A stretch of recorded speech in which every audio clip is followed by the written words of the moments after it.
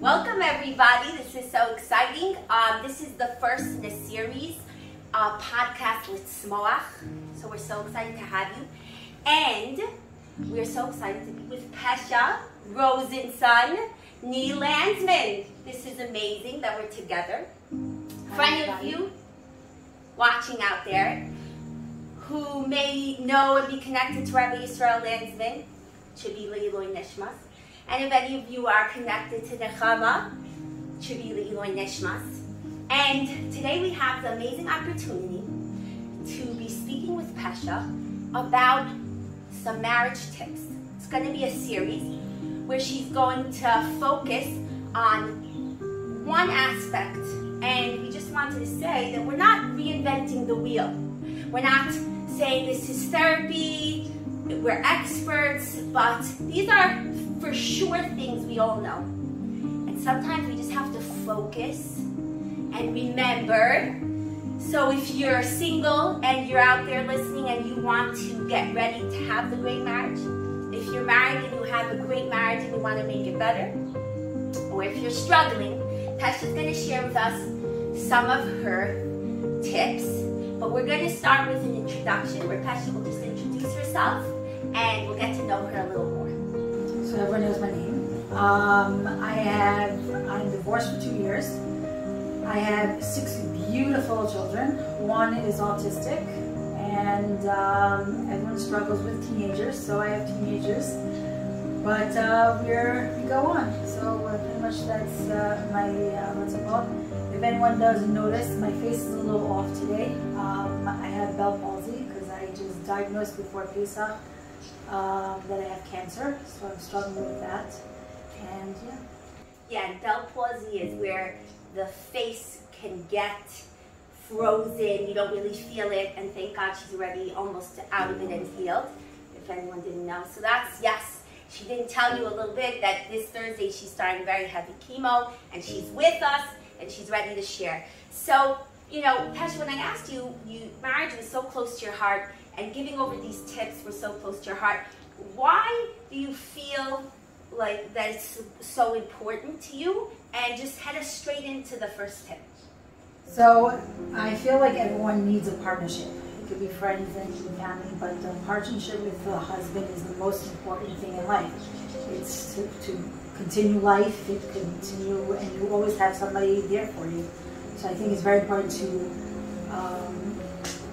put in a lot into your marriage to have a good marriage, because he's there for you, and not just friends where they come in and out. And okay, so you can head straight into the tip number 1. So the tip number 1, I think, is very important. We only have a few minutes, so I think the tip number 1 is to give fully attention when you're speaking to somebody. So it could be 5 minutes, 10 minutes, but when you're there fully, giving them attention, fully listening to a conversation, so it's less arguments in the house, and it's less pressure in the house before it starts getting problems, because everyone has their own arguments and everyone has their own problems.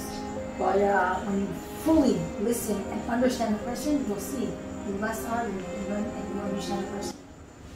That is the first tip, that you must completely and fully see and concentrate on them. So how in a practical way would you give us to, let's say I'm at home and everyone wants to be a good wife, good husband, and you're crazy, or you're not in the mood, or you're busy, or you're angry even at your husband. So practically, when you're telling us focus on them and listen, maybe you can give us a practical on that. So I would say, let's say people wake up in the morning and they're always balagan, but they always have their cup of coffee, because they make themselves time to have their cup of coffee. So the same thing, even if you're overwhelming, if you give that 5 minutes of time to, if they need to talk, not all the time you need to talk, but if they do need time to talk, you give them that 5-10 minutes, you'll see it lessens the pressure in the house, and it lessens arguments, where it's like a child coming home from school where he's starving because he didn't eat all day, and what happens when the child is hungry? He's cranky and angry, and he's just yelling, and then you have to calm him down, and then you have to figure out why he's angry, and then you finally find out that he didn't eat all day, and then you give him food and he's like, ah. So it's the same thing. If you give that 5 minutes of hunger of listening, just listening, nothing else, we'll see. The pressure is just less. Beautiful. You said listening and nothing else. That means if you have a fully argument, if you're really angry at each other and you're fully arguing, you would sit down for 5-10 minutes with him. You listen to him. Husband and wife just listen back and forth, and you want to understand him. And then you wait. If you don't even answer him, you just listen. You could say, I hear you. I feel your pain. Okay? Wait 2 days. I would say 1 or 2 days. Most of the time 2 days, and you wait for those 2 days. If you still are angry, then approach it. But most of the time, people lessen the anger, or they just really understand the other person more. And they just understand the situation, and I'm like, oh, wow, that is so true. Wow. To sum those up in a few words, Pasha was explaining the listening and focusing on the person. In that time, it's not your time to defend, to prove your point, to say why he's wrong and you're right, or she's wrong and you're right. Hear them out. Just give them that listening space like the coffee, and then 2 days later, you can go more into it. But just to give that person, just listening to them, right? It's an amazing thing.